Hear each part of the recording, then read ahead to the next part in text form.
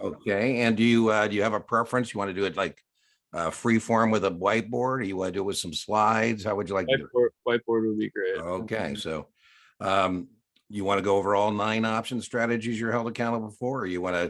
Do you have a particular?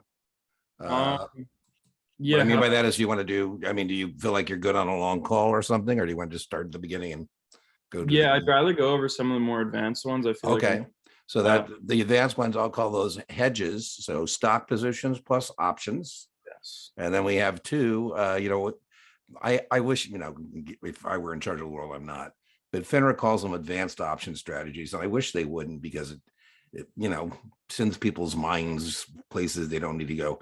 I call them multiple option strategies, Yeah. where, we have in that category, you have straddles and spreads. So you want to start with hedges? You want to start with multiple option strategies? Let's do the hedges Okay. are like if you're long a stock and then Right on. Key. That's so key on your exam, right? So let's go buy 100 shares. And that's really key in terms of reading, right? When you see 100 shares, Mhm. your mind, that's kind of the binary kind of thing, identification. What I mean by that is, there are two players in this marketplace. There are speculators and there are hedgers. And Mhm. if you have a stock and you're coming to the options market, that's an entirely different mindset or player. If I were your registered option principal, and you came to me with a customer who wants to open an option account, I'd say, William, is he a speculator or is he a hedger? And if you say, what's the difference? I'm going to say, and you passed your 7, you must have left some points there on the table. I'm joking, but right. So Yeah. we're going to buy 100 shares. Last I checked, Apple was 162.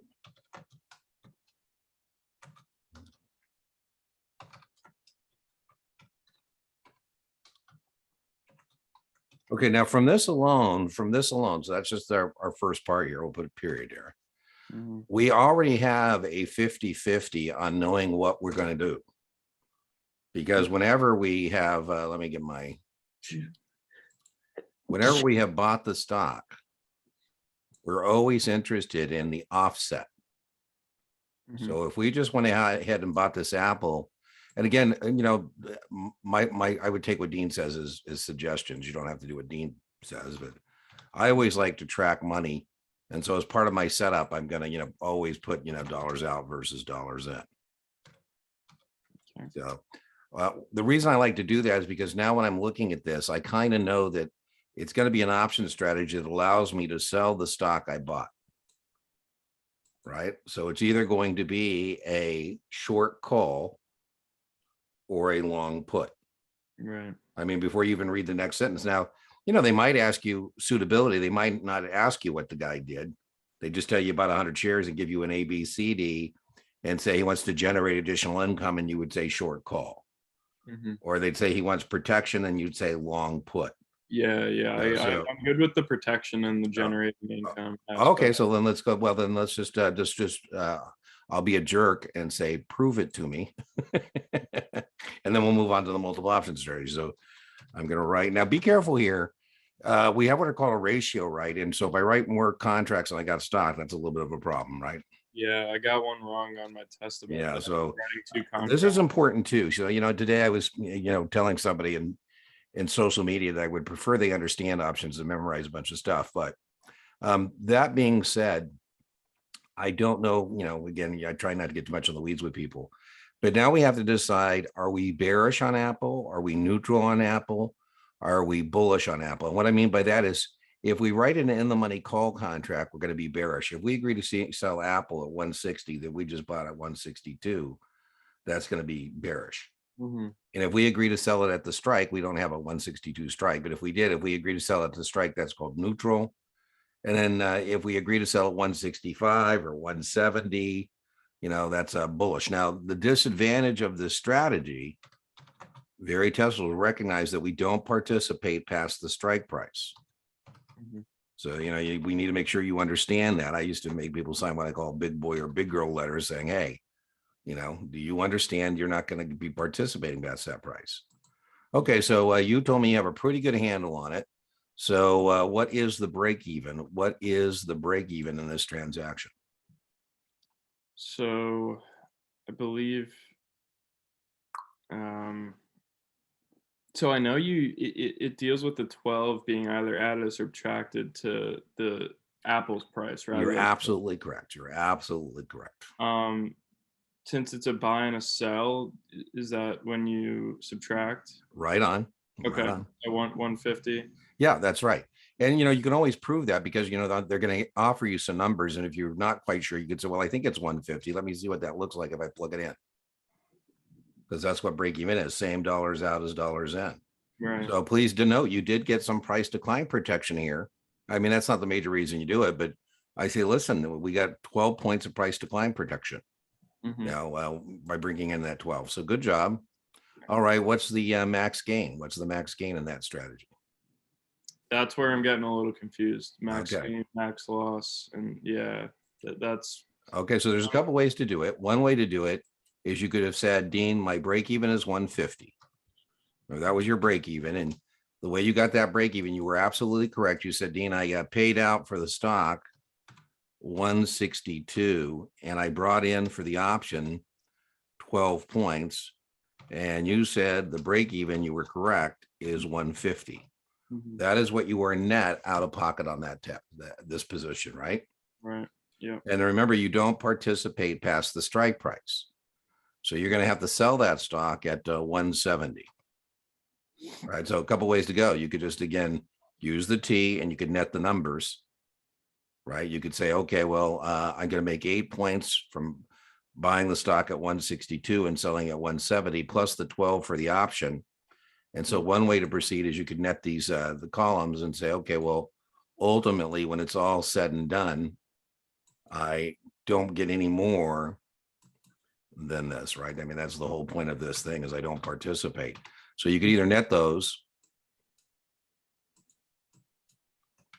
or another way to proceed is you could say, well, it's if you want to memorize or however you want to do it, you could say it's the break even to the strike price. It's the break even to the strike price. XP means strike price, Yeah.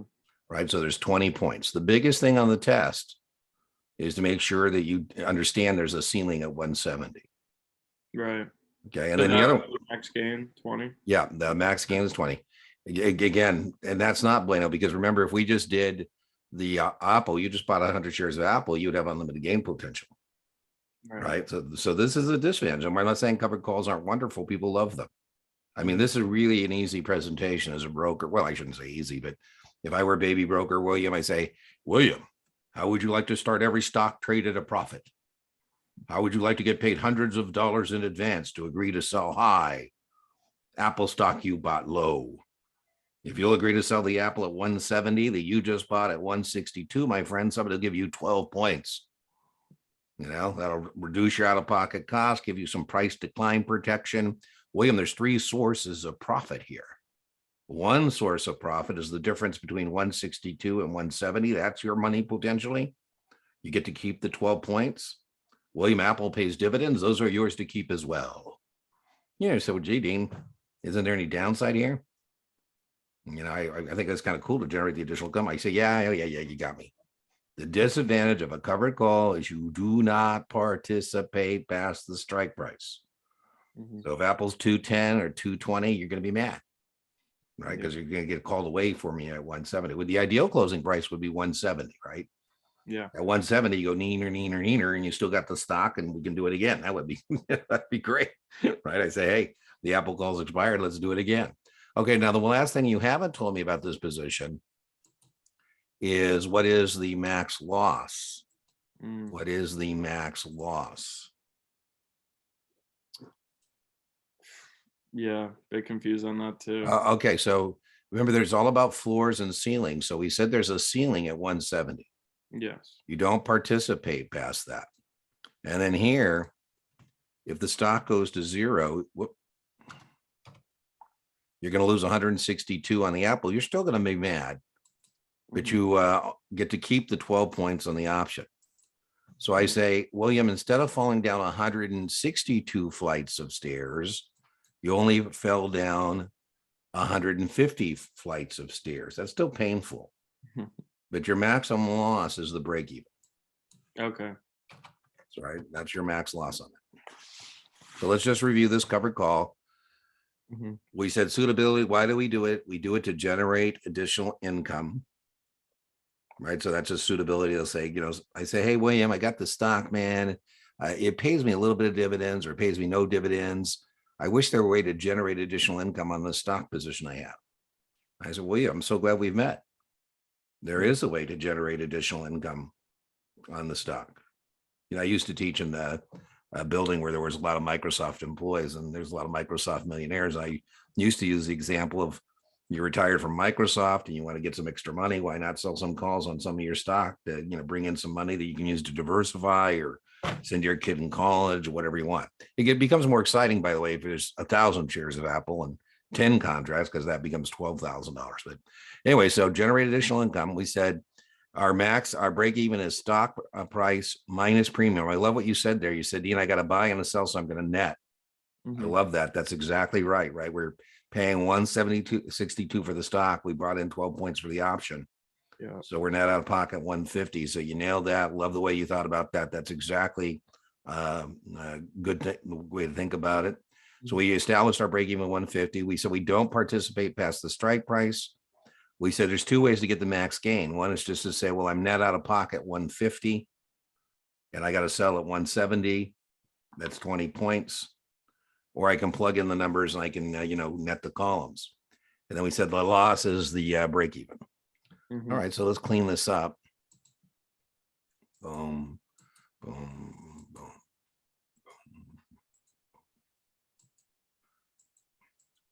Okay, so the other thing we can do is we can get some protection, right? Protection. So whenever you hear the word protection, it means we're buying an option. Yeah. And whenever it says income, that means we're selling the option. Right. So suitability, protecting. So they might not even give you the numbers. They'll just say a guy has some stock and he wants to protect the stock position. A, B, C, D. What should you do? And you should go say, go long a put. So we're going to establish the choice to sell the stock we own. Very important. Choice to sell the stock we own. So we're not a bear that's speculating on Apple going down. We're bullish on Apple, but we're say, okay, you know what? I'm worried about a possible downturn. Mhm. So it's about the protection. I think of options as being all about floors and ceilings. What Dean thinks isn't testable, but I think of options as floors and ceilings. Right now, the floor is zero. Yeah. No, I don't like that. So, I'm going to spend some money and I'm going to buy some protection. So I could go buy long owner holder, buy one Apple. Now I got to decide how long I want the protection in place. The longer I want the protection in place, the more it's going to cost me. I Yeah. think of a long put as kind of like a, term insurance on the stock position, if you will. So Mhm. maybe I'm worried about Christmas or whatever. We go out till February. Yeah, you know what? I want some more protection. I want to get some more visibility on that quarter. So this will be the end of the first quarter for Apple. Maybe that's, I've decided I'll spend some extra money for the extra protection in time. Now I got to decide, where do I want to put in the floor? Do I want to put it in at 150 or 155? A choice to sell at a higher price will give me greater protection, but it will also cost me more money. Right? Choices to sell at higher prices have greater premiums. So maybe I go for the 155 put. So that's when my protection kicks in. My protection doesn't kick in until Apple's 155 or lower, because, otherwise I used to get clients that used to make me so mad because I try and get them to buy a put like this. They go, well, Dino, if it doesn't go below 155, we wasted our money. I go, well, yeah, but it's not about if we're wrong, right? It's about, what if we're wrong? What if we're wrong? All right, so we're going to go buy this thing, and let's say this costs us 7 points. All right, so there's the setup. I call that setup. They say on your exam, a customer buys 100 shares of Apple 162 and buys one Apple March 155 put at 7. Right. So, I had somebody yesterday I was helping and they weren't doing a setup. I said, listen, you just can't jump in. You got to, get comfortable with what you're looking at. So, maybe you put it on your scratch paper or whatever you do with it. But oh well. All right. So this is our setup. And we're always interested in our break even. And I like what you said before, so this is going to be that 7. Is that 7 money out or money in? That's 7. So since it's two buys, you're adding it to the 162. Right on. You nailed it. You nailed it. That's exactly correct. And so our break even is going to be 169. Now, again, I suggest you do things on a price per share basis because, to be honest with you, and break even is price per share. But this tracking this money would be, I think, a mess if we had 16,200 and Yeah. then we had 700 and then we got 16.9. I did, I would do it on a per share basis. And when you're all done, do it. So you got your break even, where you need to know max gain, max loss. We'll do max loss first because that's the reason you're doing it. Is because of the max loss. Remember, without this, let me see if I can do this. I'm going to try to do something I don't usually try to do. Without that, we could go all the way to 0, right? Yeah. The floor is 0. But now, I'm impressed with myself. Now we can sell at 155. Entirely different proposition. So remember, we're always interested in the offset. And anytime offset means if we bought the stock, we want to sell the stock. And if we sold the stock, we want to buy the stock. That's what we mean by offset. And so anytime we want now, we can stick the apple to somebody at 155. And so the maximum loss is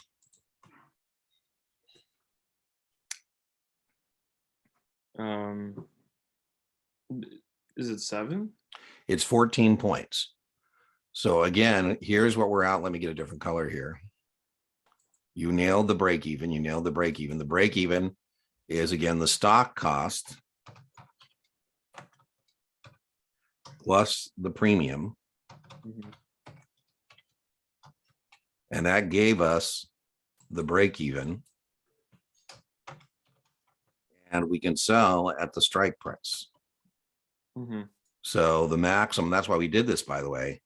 So that means the maximum loss is the break even to the strike.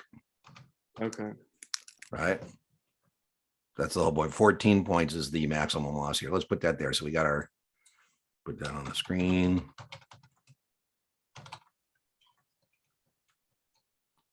And we can, if we're going to put that break even to strike price, actually means strike price. And so the break even here was 169. And the strike price, that's where our protection kicks in. Now, remember, let's do it again. I'm impressed with myself. See if I can do it again. Without that, we could lose 162. Yeah. But now we've got that floor at 155. Right now, good news for us, very testable. This is why this is a bueno strategy. So I'm your registered option principal. And I say, what does your client want to be approved to do? And he said, Dean, he wants to buy puts on stocks that he owns. He wants to buy put. I go, man, smart guy. No problem. That's like level 1 approval to be able to do this. And the reason you do this is because you have the ability to participate in a big price increase. I mean, you don't have to sell your Apple if you don't want to. Yeah.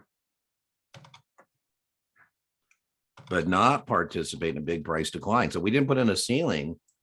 We put in a floor, which is kind of cool, right? So you still get to participate. Yeah.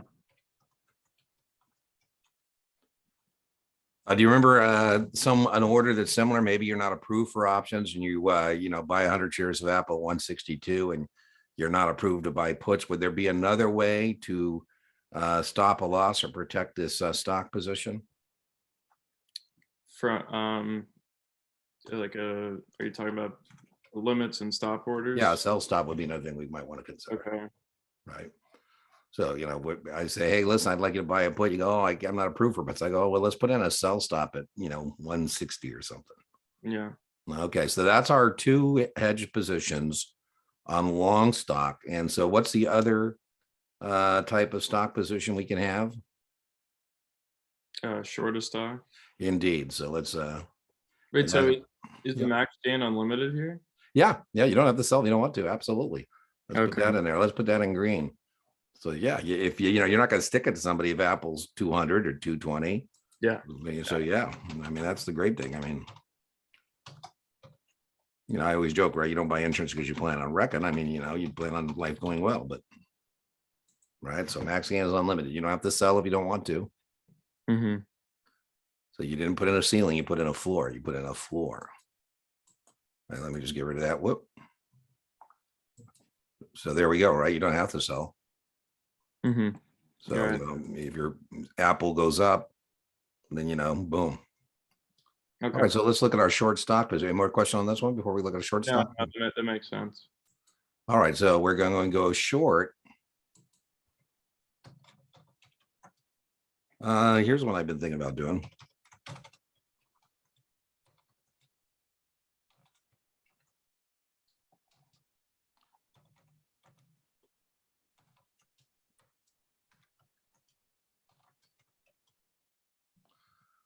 So I'm thinking about calling my broker and saying, hey, listen, I want to borrow 100 shares of Zoom.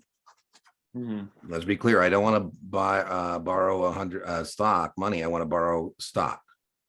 And whether I borrow money or borrow stock, I need a margin account. He says, well, Dean, let us call and see if we have any clients who've signed the loan consent form. Let's see if we have any shareholders at our broker dealer who own Zoom stock long and have signed the loan consent form. So there's a locate requirement. There's a locate requirement before I do this. Yeah. So my broker calls me, he said, Dean, we were able to locate the Zoom stock. And I said, okay, great, sell it short. So that means I'm going to bring in, from doing my opening sale, I'm going to bring in $203 per share for selling the stock I don't own. So remember, hedging is about what if I'm wrong. Yeah. You know, and if I'm wrong, the Zoom doesn't go up. If I'm wrong, the Zoom goes, it goes down, it goes up. And that's my problem here, right? Is if I'm wrong, the stock goes up. So again, we should have a 50-50 here, because we know that what we want to be able to do is the offset. We want to be able to buy back the Zoom stock, right? So buying the stock. So we're either going to do a long call if we're smart, or a short put if we're dumb. Okay. So there are what we call smart bears and dumb bears. You know, I got a lecture that's premiering tomorrow, and it's called bearish transactions. It's all the bearish things you can do, and how not to be a dumb bear, right? There are dumb bears and smart bears. This is a dumb bear. And the reason I'm a dumb bear here is because for limited reward, stock goes to zero. I'm taking unlimited loss potential. Yeah.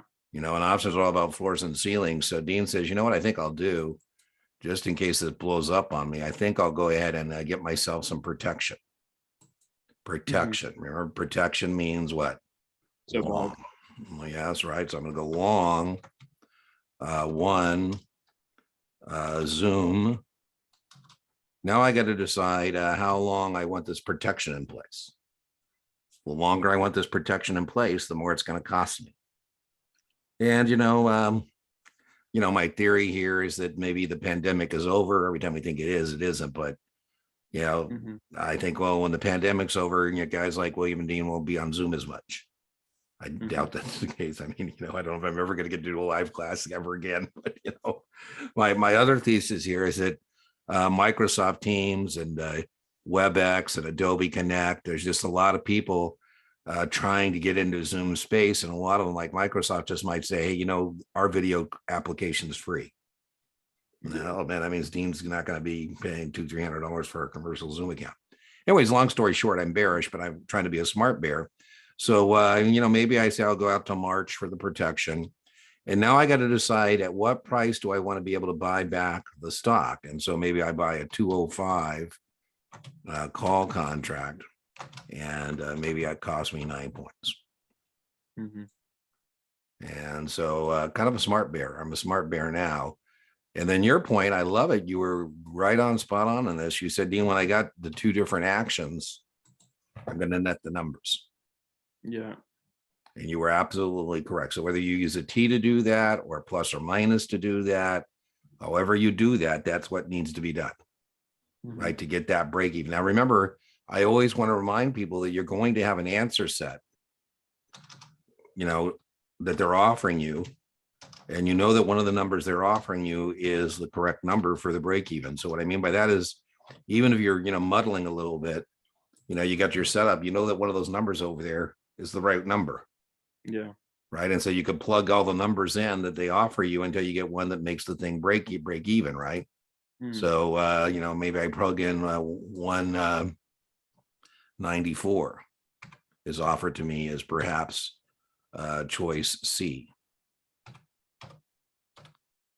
And I say, hey, yeah, that makes the columns balance. That must be the break even, right? Because that's what Yeah. break even is. It's the number, same dollars out as dollars in.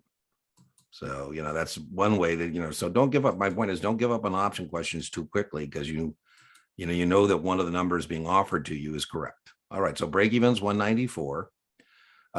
Maximum gain is when the stock goes to where? So if you're short, you'd want it to go down to 0. Right on. Good job. Excellent. And then I think you're jerk of a customer. You do, hey, Dean, had I just sold the Zoom short at 203, I would have made $203 a share instead of 194. I wasted my money for the call contract. Mm-hmm. And I said, well, the call contract isn't about what if we're right. The call contract's about what if we're wrong. We put in a ceiling here at 205. So Mm-hmm. you're correct. We want to go 0. So it's when it goes to 0, I make my max gain. And then here's why we did it.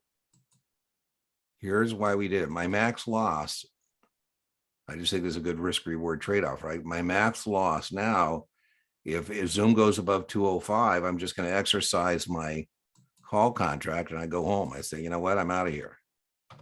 Mm-hmm. That means I no longer have unlimited loss potential. So again, there's a couple ways to get to that. One is you could do what you did before, which you netted the premiums. And you said, Dean, I'm out. I brought in 203 for the stock and I paid out 9 for the protection. So my break even is 196. So Mm-hmm. what you did, perfectly okay. You say, Dean, I brought in 203. I paid out 9 for the protection. And so my break even is 196 or 194, excuse me. Yeah. Right. So, and then you can say, well, it looks like I better fix this one here when I'm at it. Right. So that's our break even. And so one thing we can do is take our break even to the strike. We say, okay, well, we can, we pay our net brought in for this position, 194.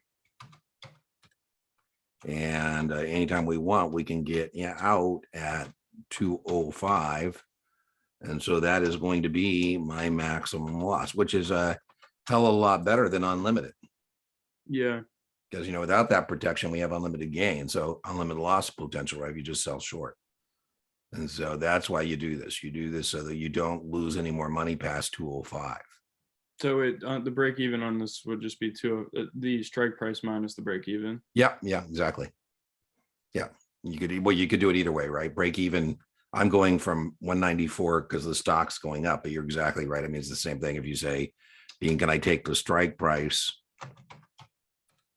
minus the break even? Mm-hmm. And that gets us the loss, right? So yeah, absolutely. So that's 6. That's 6 and 5, so 11 points, and that's just a hell of a lot better than unlimited, right? So that would be the difference. Would be 6 and 5, 11, right?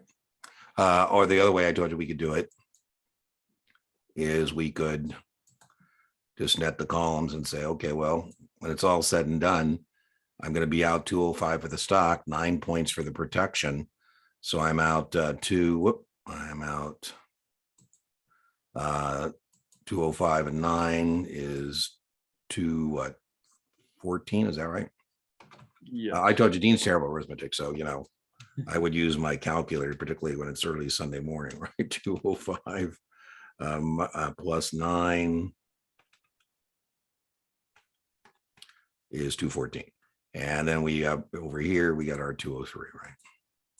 Mm-hmm. All right. So the one thing we haven't done is the dumb bear. The dumb bear. So what you got to recognize is, yeah. What exactly is max gain and what like would be max gain? So let's go back. You were right. It's when it goes to 0. So let's just clean this up. Yeah. So I don't want to again, get no worries. Because you're going to have this as in your recording. You want to have it there. Well, so we're going to leave our break even because we always want to have our break even, right? Mm-hmm. And so that was our max loss.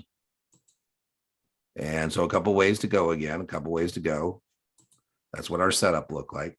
Mm-hmm. And so the maximum gain is when the stock goes from the break even 194 to 0. Mm-hmm. So the most we can make here is 194. The break even, you could just think of it as the break even you'd like. It's 194. It's when the Zoom goes all the way to 0. So if Zoom goes to 0, Dean would be a happy camper, right? Yeah. Because if Zoom goes to 0, I get it back to the borrowed stock. I give it back to the person I borrowed it from. They say, you know, it's worthless. I say, yep, I just got it out of the trash can. So that's our max gain. So let's put that here. Max gain.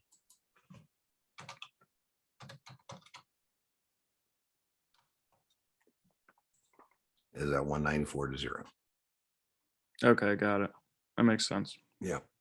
Okay, now that you could be a dumb bear. And this is just recognition. Don't be a dumb bear, right? So you say, Dean, why pay for the protection? Why pay for the protection? I go, well, what do you mean, why pay for the protection? You say, well, Dean, you know, I need to buy back the borrowed stock. I need to buy back the borrowed stock. So why not get paid? Why not agree to buy back the borrowed stock and get paid, receive some premium? Why, instead of buying a call, Dean, don't I short a put? I short a Zoom put. And then, you know, when somebody sticks it to me, I say, thank you very much, because I needed to cover my short position. Yeah. And I say, well, there's a reason you wouldn't do that, because you don't want to be a dumb bear. Because, you know, to be effectively hedged, you don't want to have an obligation. You want to have a choice. Right now, that's a problem, because that is an obligation to buy the stock. And to be effectively hedged, you don't have an obligation. You want to have a choice. Now, you are correct again to say the way I'm going to proceed is if I have, you know, the same action, short, I'm going to add. Yeah. So you were correct on that. So you would tell me here the break even is 210. Mm-hmm. Right. You know, again, you've got, you're in 203, you're in 7. So 210 is the break even. Now, the problem with this position, right, is that you have an obligation to buy the stock at 185. This still subjects you to unlimited risk. So the test question here is to recognize this position has not been effectively hedged. It's still exposed to unlimited risk. So that's the test question on this one. Okay. Risk unlimited. All right. Yeah, you know, the last one, remember, we changed the short stock position from unlimited risk to limited risk. And that was a pretty smart thing to do. This is not so smart. Mm-hmm. So again, we got our break even. Let's look at our max gain. Our max gain is when somebody sticks the stock to us at 185. Right. So the most we can make is the break even to the strike again. We're brought in 210. And then we have to buy the stock at 185.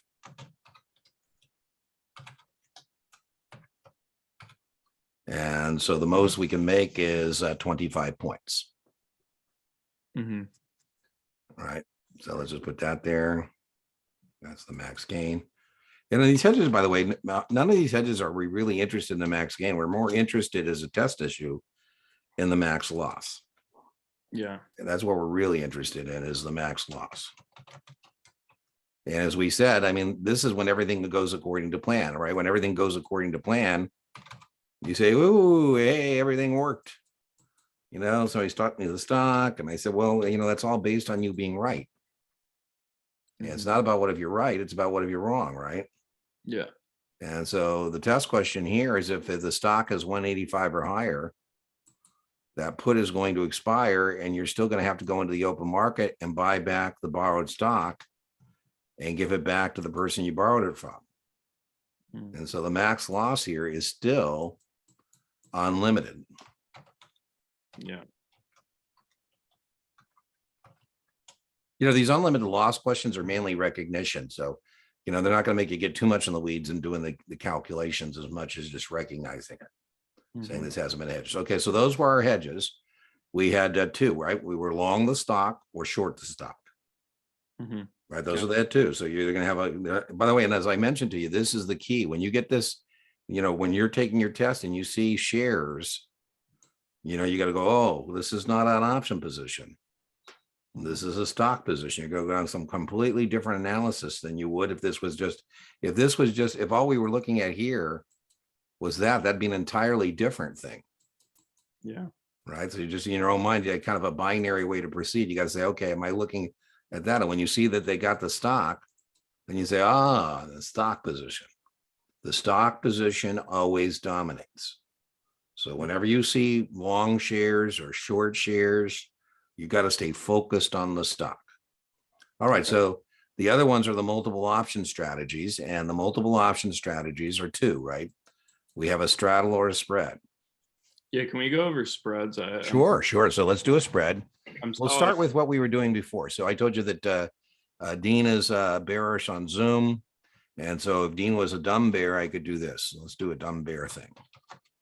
So I'm going to go short one, Zoom, March 205 call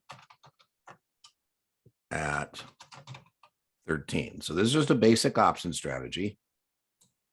It's a stupid basic option strategy, right? Because to ask question, I'm exposing myself to unlimited risk. Mhm. What I'm hoping, there's my strike price, that I'm hoping that Zoom is 205 or lower, because if it's 205 or lower, the contracts would have no intrinsic value and would expire worthless. That's what I'm hoping. The problem Dean has, though, there's a floor there. So I have a floor, but I don't have a ceiling here. That's just a basic option and strategy.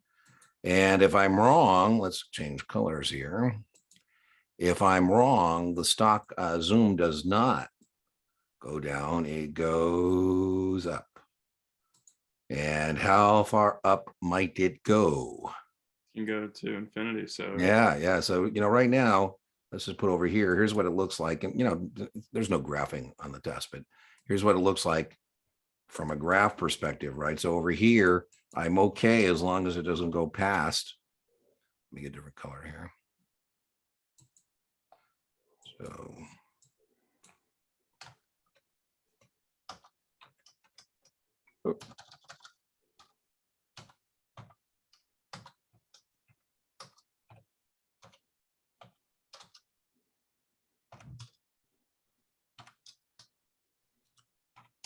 I'm a happy camper as long as the break even right now is 218. So Dean's still going to be okay. Let me get out my other annotation tool here.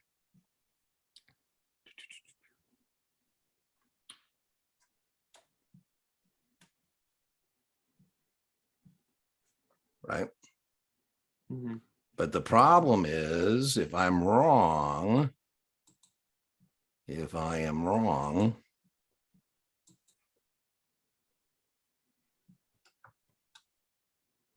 let me change colors here.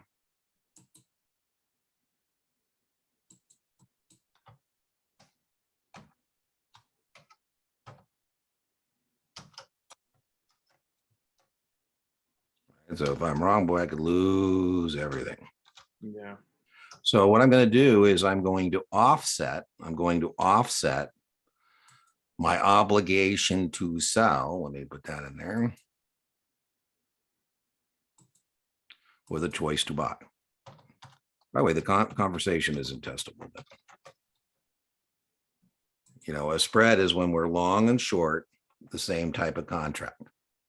Mm-hmm. Long and short the same type of contract. So what I'm going to do now is I'm going to take some of my money and I'm going to buy a higher strike call contract just in case.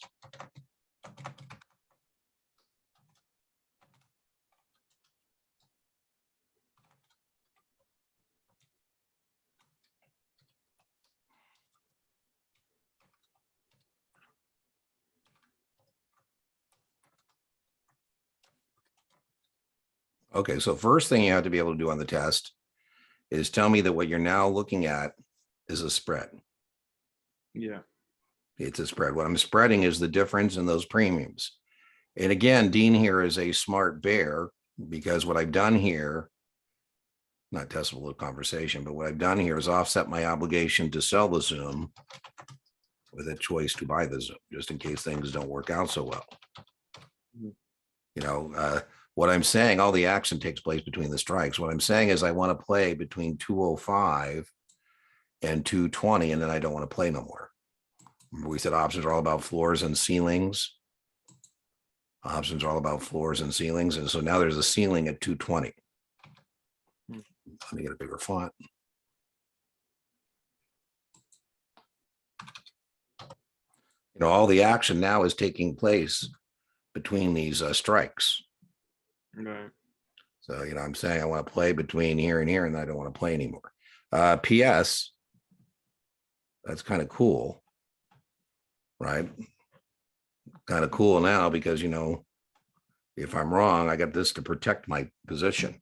So first thing is, can you tell me it's a spread?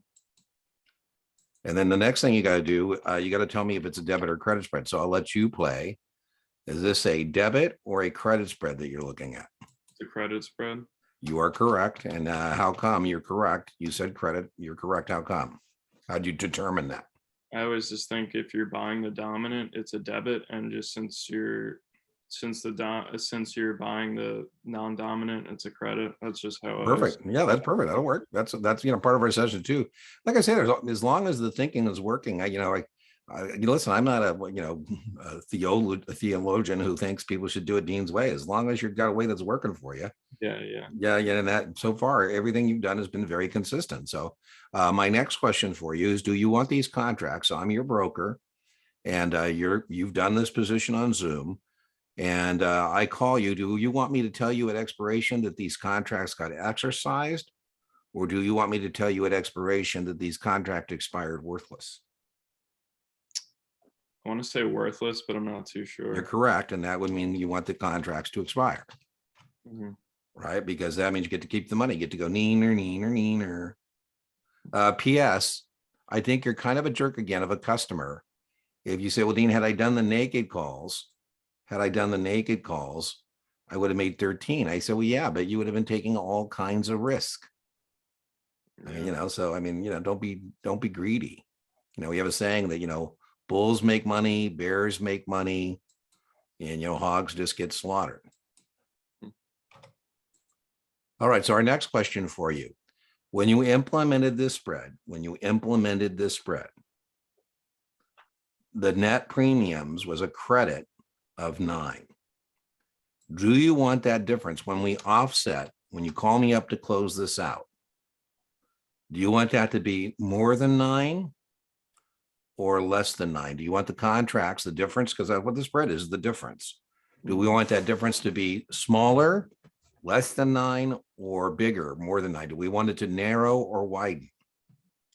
I think I got this from one of your videos, but like credit and then is it narrow that have the Yeah, same? always. Yeah. That's correct. You'll never be incorrect on that. Yeah, yeah. And that's the hardest thing to get. Let me just show it to you because you're paying for tutoring, and I think you can handle it. But what we're referring to is this difference here, right? So when we offset, we've got 13 in.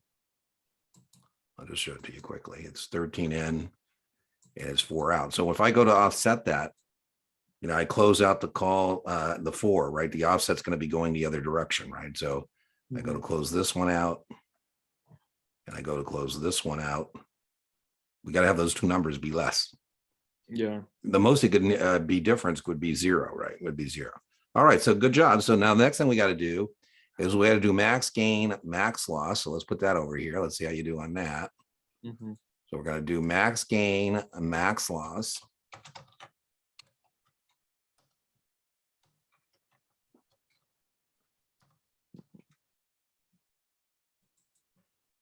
So what's the max gain, max loss? This is where I guess I'm getting a bit confused. Well, that's why we're doing this. So what I suggest is saying, Well, there's only 15 points to be made or lost. Right. Yeah. So what I like to do, what Dean likes to do is not testable, but I like to say, well, the whole point of a spread is I'm saying I want to play between here, and then I don't want to play no more. There are 15 points to be made or lost. And of those 15 points, we collected 9. So whenever we collect money, the best case is we get to keep it. So the best case is the contracts expire. And so our best case is we get to keep the net credit, which in this case is 9 points. Now, whatever those two numbers are, in this case, that number is 9 points. Or whatever those two numbers are, they got to add up to 15, because that's the whole point of why I do this thing. The whole point of why I do this is I'm saying I want to play between there, and then I don't want to play no more. I mean, that's the whole point of why I'm doing that. So 9 plus something, 9 plus something equals 15. So 6 is your max loss. Right on, right? So whatever these two numbers are, by the way, it's, I don't want to cloud your mind, but it's absolute value. What I mean by that is it doesn't matter. But here, the max loss is 6. And by the way, that's a good thing, actually, right? Because a naked call, Dean would have all kinds of problems. Now, if you don't get that,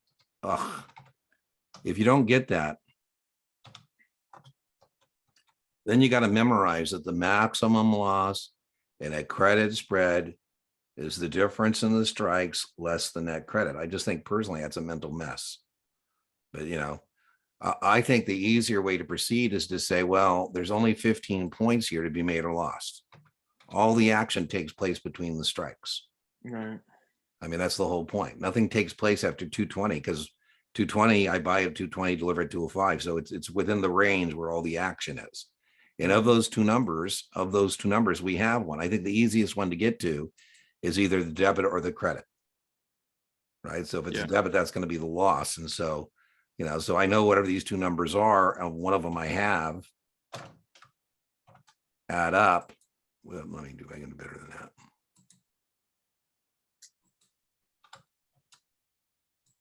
So whatever these two numbers are, they're going to add up to that. Now, I'll just illustrate that to you, menu driven, but I'll just illustrate that to you. The worst case here, is, the worst case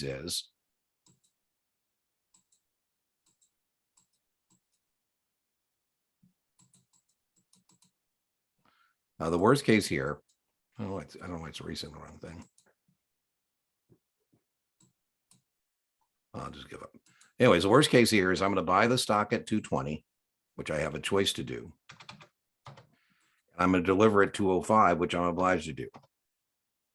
So the worst case, I'm going to lose 15 points, but I already got 9 in my account, right? Yeah. So, all right, the next thing we got to be able to do is break even.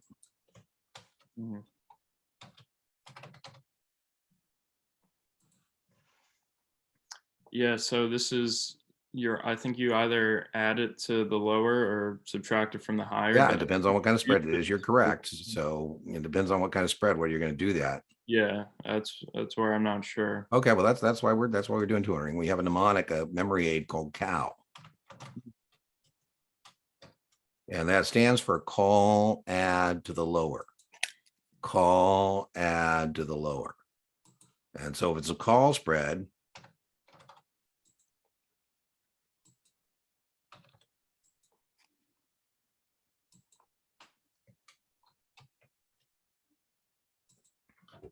call add to the lower. Now, test taking trick, whatever this break even is, it has to be somewhere between these two numbers. It's got to be somewhere between 220 and 205. Yeah. Right. So you can eliminate anything offered to you that isn't there. And so it's going to be some number between these two. And so what we're going to do is we're going to take the lower strike, which in this case is 205, the lower strike. And we're going to add the premium debt. Let me get a bigger font here. So we're going to take the lower strike. We're going to add the net premium. By the way, it doesn't matter whether the debit credit call spread, doesn't matter.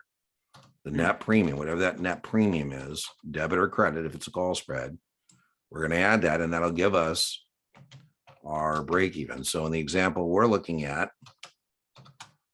the lower strike is 205. And we're going to add the 9 points. By the way, if we didn't have done this that way, it would have been 205 plus 13 would be your break even call up. Yeah. Right. But now we only have a 9-point cushion because we, 9 points because we were smart. And we get our break even again. I struggle with arithmetic, so I'm going to use my calculator. 205 plus 214. 9. Yeah, 214. Well, and then the last thing we got to do is determine whether it's bullish or bearish. And so what we mean by that is where do we want the zoom to be in relationship to this 214 we just discussed? Do we want it to be up or do we want it to be down from our break even? Let's just put our break even here. Let's put our break even. Our break even was, let me get my break even here of 214. I'm going to put it here in a little graph that we got going on. And so what we're asking is where do we want the zoom to be in relationship to that 214? Mm-hmm. Do you want it to be between 205 and 214, or? Well, the lower the better. Anywhere below 214, I'm a winner. Yeah. 213, 212, 210, whatever the case may be, right? So yeah, that is going to be the, now if you do all those things, whatever they want to know on the test, you've got the right answer to. So that was a credit spread. Looks like we're coming close on the hour. Let's do a debit though. Let's, we run over a little bit. Let's at least do a debit so you have that as well. Okay. So any question on this one? Wait, so overall you're bearish because you're Yeah. The larger down? premium dominates, right? As you recall, remember what we did? We started with that. That makes sense. And we said, that's really stupid, right? Yes. We said that's just dumb because when we started with that, we had unlimited loss potential. So what we did was leg into a spread. Not testable, but if you're trading options, that's what it's called, legging into a spread. Mm-hmm. All right, so let's give it any question on this one before I hit the clear button. No, all set. Okay, so same kind of an idea here. We're going to start with a leg. We're going to start with a leg, and then we're going to talk about what we can do to turn it into a spread. So let's say I go long, and this is just a basic option strategy. Long one Apple. June 165 put at 13. So that's just a basic option strategy. And when you buy options, again, not testable, but you're either buying as a speculator, you're either buying volatility or you're selling volatility. Mm-hmm. So here I'm buying downward volatility. And you got to be right about three things when you buy an option. You got to be right about direction. I'm choosing down. I got to be right about how far down. I'm saying at least 13 points down from 165. And I'm saying all this is going to take place between now and June. If I mess up on any of that, I'm a loser. Yeah. Okay. Yeah. Don't tell anybody. But I don't have 13 points. And it doesn't look like if Dean has $1,300, he's going to be able to play. Because test question, we don't lend you money to buy options. I also don't like that I need 13 points of downward movement. So what I'm going to do is I'm going to sell some lower strike puts to help me pay for the higher strike puts. So I'm going to go short one Apple June. Now remember the problem with the spread here is all the action takes place between the strikes. And so now I got to decide what two prices do I want to play. Right now I'm playing between 165 all the way to 0. Mm-hmm. But that's not going to be the case after I put this puppy in here. So I got to be a little careful here about this puppy. I think I'm going to do the 140s.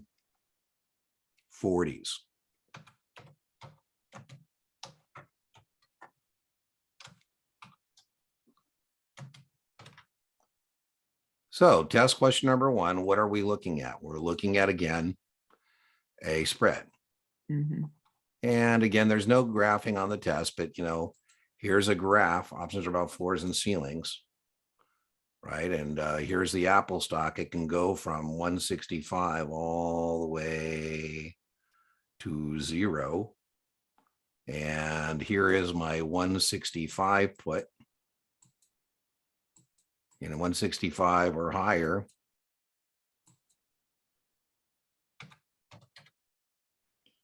The put expires, all the puts expire. There's my ceiling. Remember, because over here, above here, remember, there's no intrinsic value. Oh, what happened to my?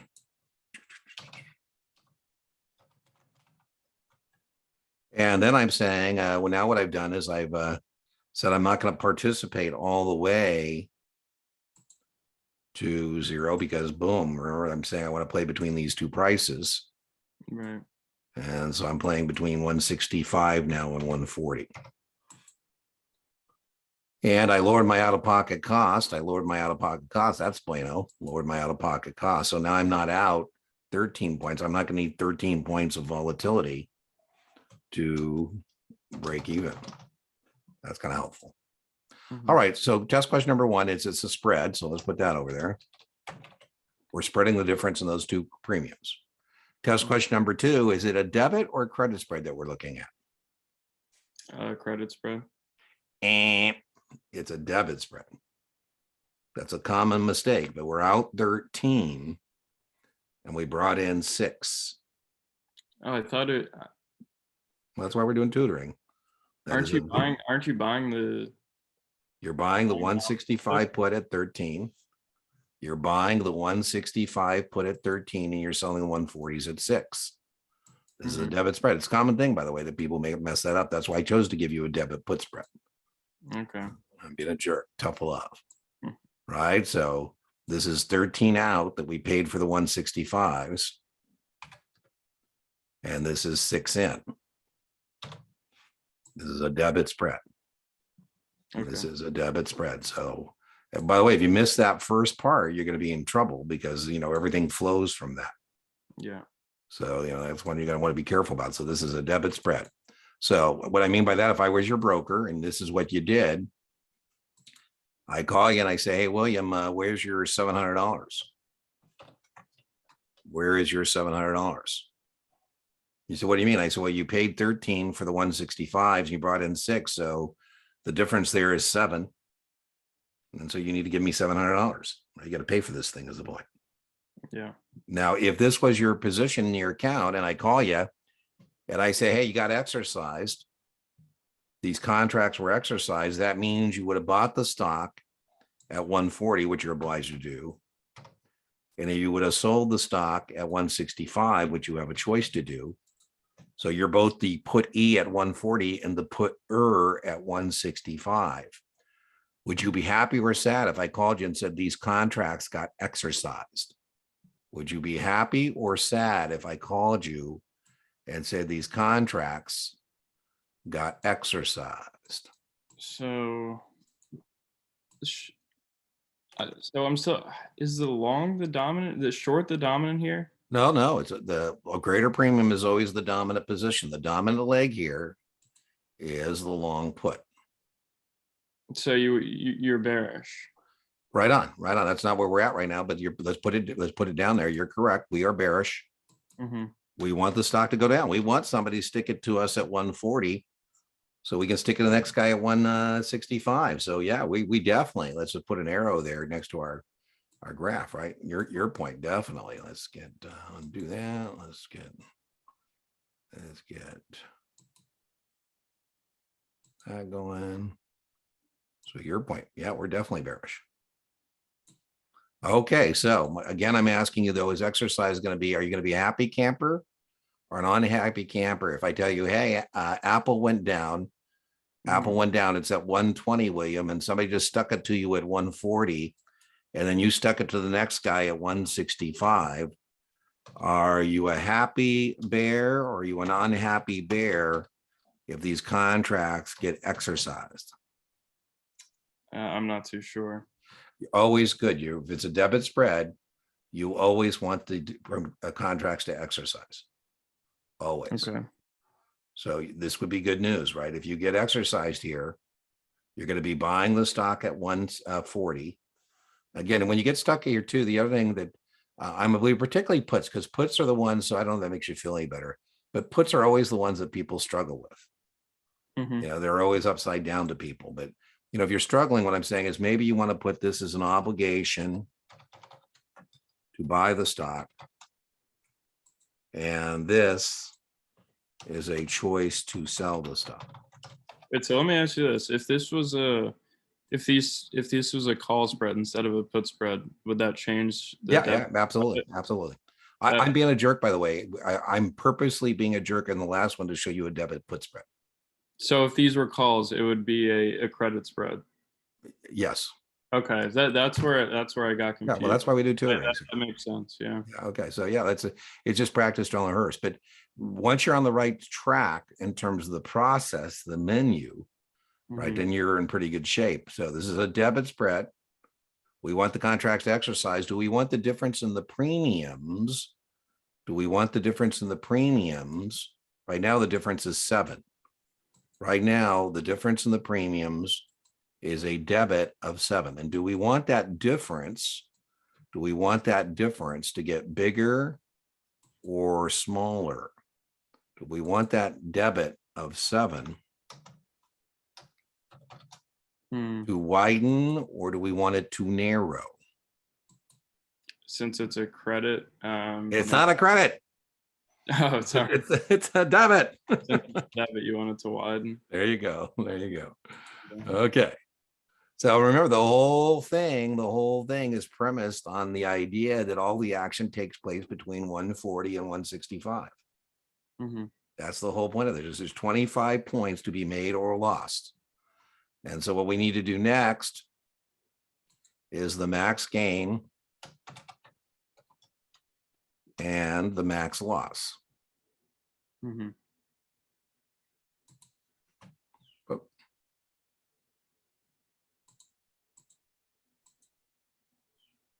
Okay, so I think a couple ways to proceed here. I think the easiest way to proceed is to say, okay, well, there's 25 points there to be made or lost. And of that 25 points to be made or lost, it's got to add up to 25, because that's the whole point of this thing. Is I'm saying I want to play between 165 and 140, and then I don't want to play no more. And that's the whole point of what's going on here. Yeah.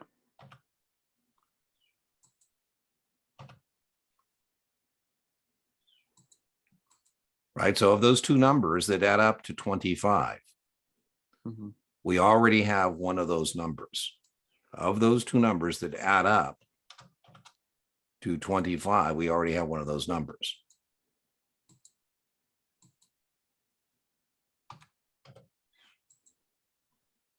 So the max gain is 18 Mhm. and the max loss is 7. Now, if you don't get that, then you're going to have to memorize that the maximum gain in a debit spread is the difference in the strikes less than that debit. I just think that's a mental mess. I think it's easier to say there's 25 points to be made or lost. We spent 7 to get rolling. Remember, that's what we paid to get this thing off the ground here. That was what we paid for our ticket, if you will. Mhm. Right.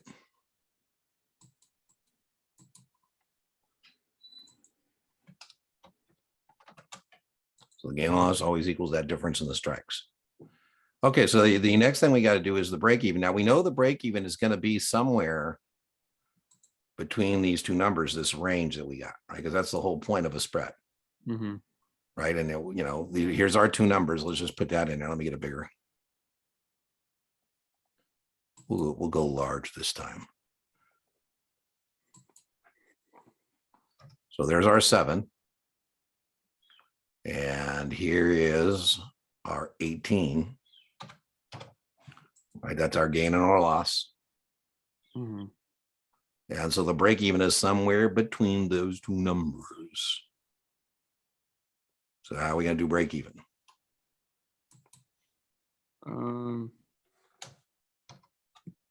Yeah, is it the same way you do it on the last one, or is it different? Yeah, we got two mnemonics. We got two. You got cal, and that stands for call, add to the lower. Mhm. And then the other one we have is push, and that stands for put, subtract from the higher. And then you were kind of hinting at this, and it just comes with practice, but you were kind of hinting at this idea that, the dominant position, and the dominant is always going to, in a put spread, is always going to be the higher strike, because higher strike puts are always the ones with a greater premium. Mhm. So, and you nailed this right out of the gate. You said this was bearish, and you were correct. But now what we need to know is, what is the number at which we start to make money, right? Where is the break even? So what Right. we're going to do is we're going to take the higher strike, 165, minus, remember, call up, put down, call up, put down. So we're going to take 165. Let me get a bigger font for this. And we're going to minus what number? To the 7. Right on. And I think that's 158. Dina's terrible at arithmetic, but Yeah, it is. by the way, so now let's put this, there's no graphing on the test, but I'm just trying to show you what it looks like visually. Mhm. Right, so there's our break even. PS, it's a lot easier for Apple to go down 7 than it is for Apple to go down 13. As you recall, this is what Dean was trying to do originally. I was going to do that. Mhm. And that cost me 13 points. And as I told you, I don't have 13 points. Right. And I would need 13 points of downward volatility to cover my out-of-pocket cost. And so I said, well, you know what I think I'll do is I'll sell those 140s and lower my out-of-pocket cost from 13 to 7. Mhm. It's a hell of a lot easier for Apple to go down 7 than it is for Apple to go down 13. Yeah. Right. So, both of these, I'm bearish. Both of these are bearish positions. What I mean by that is that's bearish. And this is still bearish. And I mean, the dominant leg is that 165 put. Right. So, by the way, please note, I also, being the clever person I am, my break even there is 165 minus 13. And my break even, but without the spread, is 152. Mhm. But by doing this now, I brought the break even closer to me. Now I only need 7 points to go down before I cover my out-of-pocket costs. Mhm. Okay, I see. Yeah, so the strategy is intestable, but I think if if you understand it, then it sometimes becomes easier. But Mhm. mainly, if we do our menu, if we identify it as a spread, we determine credit or debit. I showed you both versions here. I showed you a credit call spread, and I showed you a debit put spread. I was being a jerk, by the way, to pick the most difficult spreads, which are the debit put spreads. But I didn't show you a debit call spread, and I didn't show you a credit put spread. Mhm.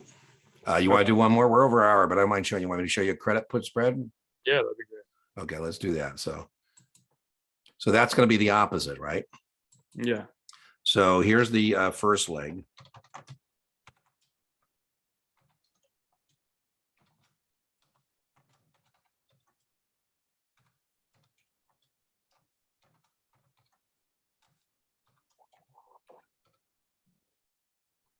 So again, that's just a basic option strategy there. And what I'm thinking is Apple's going to be above 165. The puts expired. Dean keeps the money. Mhm.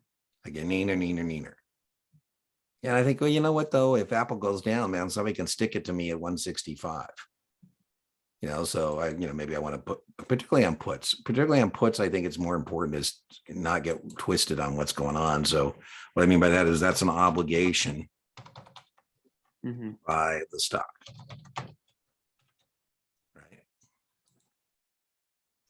And so I say, you know what I think I'll do? I think I'll take part of my money. I got 14 points here. So why not take part of my money and establish the choice to sell the stock just in case? That way somebody sticks it to me, I can stick it to the next guy. Mhm. Yeah, that's not, I'm hoping that doesn't happen, but it's better than not having it. Right now, the floor is 0. And I'm saying I want to play, I don't want to play all the way to 0. I don't want to fall down 165 flights of stairs. Yeah. And so I say, okay, I think what I'll do is I'll take part of my money I got here and I'll go long one Apple March. I'm going to be able to stick it to the next guy. So maybe I say, I don't know, maybe I go for the 150s. Mhm. 150 put. And that's going to cost me some money, but I'm thinking, well, why not pay the money just in case this thing blows up on me? And maybe that costs me 3 points. All right, test question number 1. What is it? Is it a straddle? Is it a combination? Is it a spread? What is it? Credit put spread. Right on. So you nailed that first part. If you get that right, then you're rocking and you're rolling, right? So you are correct. This is a credit put spread. And once you say that, then I say, are you happy or sad if I call you and say the contract's expired worthless? Are you going to be happy or sad if that's the position in your account and I call you and say, hey, Apple was 165 or higher, and so both those contracts expired? Would you be happy or would you be sad? I want to say sad, but No, you'd be happy because you get to keep the money. You get to go neener, neener, neener. You get to keep the money, right? so you want it to expire? Yeah, yeah. So you can keep the 11 points. That would be a good news for you. I'd say, you say, hey, Dean, had I not bought the 150 puts, I could have made even more money. I said, well, yeah, but the 150s aren't about what if we're right. The 150s are about what if we're wrong. Yeah. Would you be happy or sad if I called you and said the difference in these premiums got smaller, narrowed, or widened or narrow? Would you be happy or sad if I called you and said the difference in the premiums got smaller? You'd be happy because it's narrowed. Right on. What does the gain and the loss in this spread add up to? What does the gain and the loss in this spread add up to? 15. Yeah, I mean, that's the whole point of a spread, is you're saying you only want to play between these two numbers. And so there's only 15 points to be made or lost in this spread. And of those 15 points to be made or lost, you have collected how much of them? 4. Well, you collected 11. So you're right? So max gain, max loss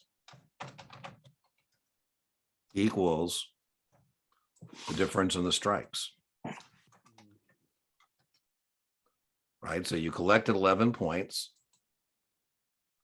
And so that's going to be your gain.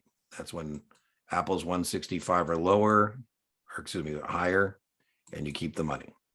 Wait, so max gain is the net credit? Always. Anytime you collect money, any option strategy, anytime you collect money, anytime, short a call, short a put, short a straddle, short a spread, anytime you collect money and agree to be a potential victim here buying Apple 165, best case is contract, or in this case, contracts expire. You go neener, and you keep the money. That's as good as it's ever going to get. Okay. Now, the worst case is that somebody sticks it to me at 165 and I stick it to the next guy at 150. I would lose 15 points, but what's already in my account? 11. So the most I could lose is 4 points. Now, again, you can either memorize yuck. You can memorize that the maximum loss in a credit spread is the difference in the strikes, 15 minus the credit of 11. Or you could just know that whatever those two numbers are, they got to add up to that. Okay. Right. So however you get there. All right. So we got our max loss, which was 4. Break even. Are we going to use cal or push for our break even? Since it's a put, you do push, right? Right on. So we're going to take the 165. We're going to minus the net premium, which in this case is 11. And we get our break even. Again, Dean's terrible at arithmetic. 165 minus 11, 154. And then the last thing we got to do is determine bullish or bearish. Do we want the stock, in this case, Apple, to go up or down? Now, you were correct about this. That's why I only make tutoring sessions now, because you just get tired doing this stuff. But the dominant leg, remember, is always the leg Yeah. with the greater premium. Right. So is this bullish or bearish? You're bullish. Right on. Good job. The put spreads, I think, are the ones that are tougher for people to get. Yeah, definitely. And that's, to be honest with you, I told you tough love. That's why I showed those to you. Oh no, it's good to see that. Okay. All right. So I've been having troubles. I don't know if it's encryption on the people I'm sending their videos of their tutoring. I'm going to try it a little different this time to see if you get it. But if you don't get the recording, just let me know, because I got to figure out how come the Zoom recordings aren't making it to their. And not always. Some people get it, some people don't. So I'm not sure if it's because I'm using. Maybe they're asking to have it sent to their broker dealer, and the filter says, "Oh, it's that Dean guy." Nope, none of his stuff is going to be allowed through the wall or whatever. But I'll send it to you. Okay, great. I just have one more question for you. Sure. If it was a debit and you wanted it to widen, would you want it to go outside the range of the strike price? Yeah, it would never matter if the stock in any spread never matters if the stock goes outside the range. Any spread, if it goes outside the range, it doesn't matter, because that's where now the 15 is in play. So what I mean by that is all this action takes place between the strikes.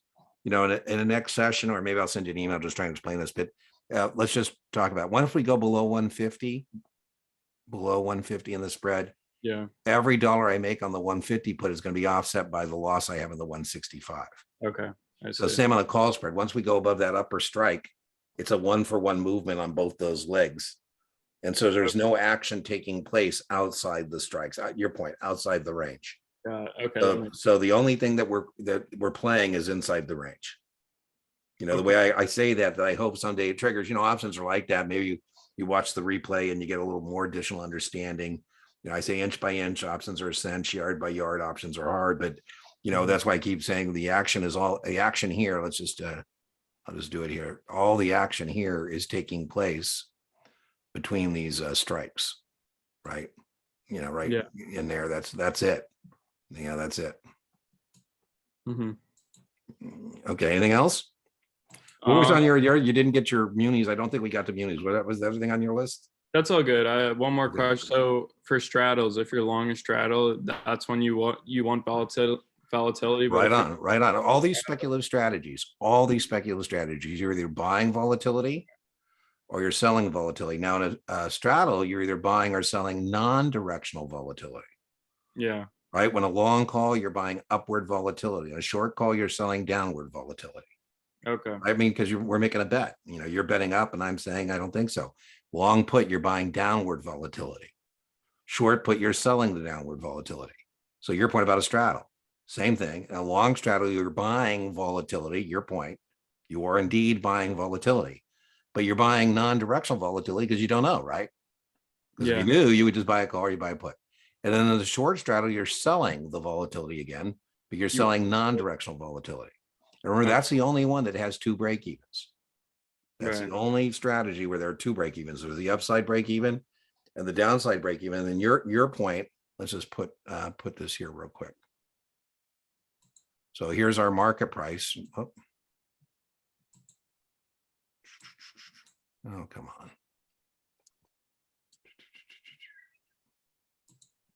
So here's our market price, right? And what we're straddling is the strike price line.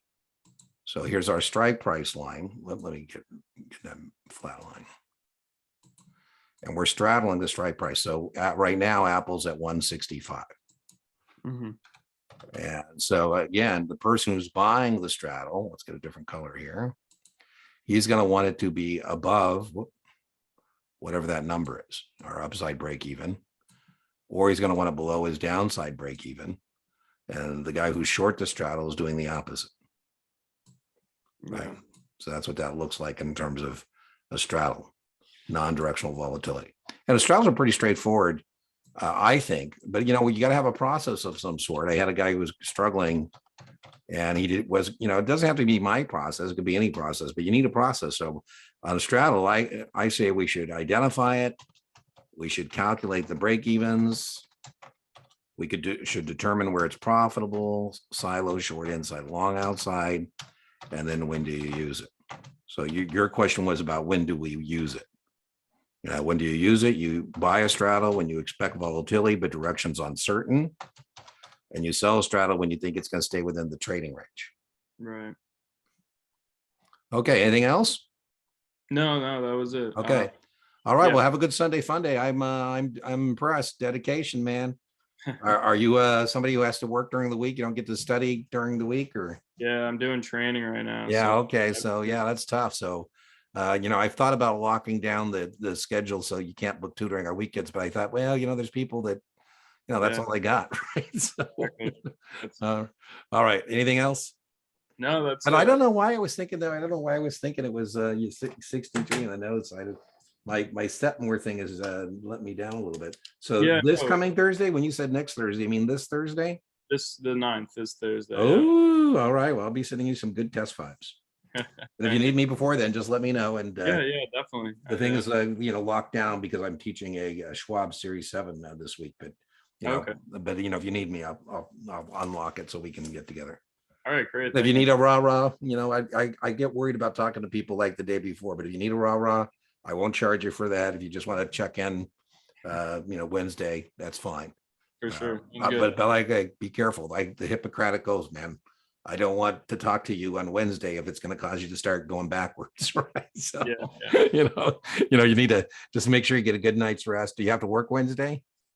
No, I don't. Oh, good, good. Oh, that's good. That's good news. Okay, so at least they're putting you in a position to, try and get this thing done. Yeah, Yeah. definitely. All right, cool.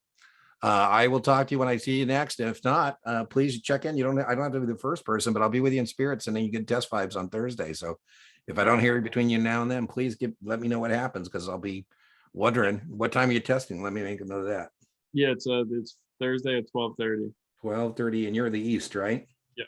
So that's going to be 9:30 my time. All right. So, I'll be sending some good test vibes. All right, I appreciate it. Okay. Thanks. Talk to you later. And I'm going to try and email this to you later today. Okay, great. I'll let you know if I get it. Okay, cool. Bye-bye.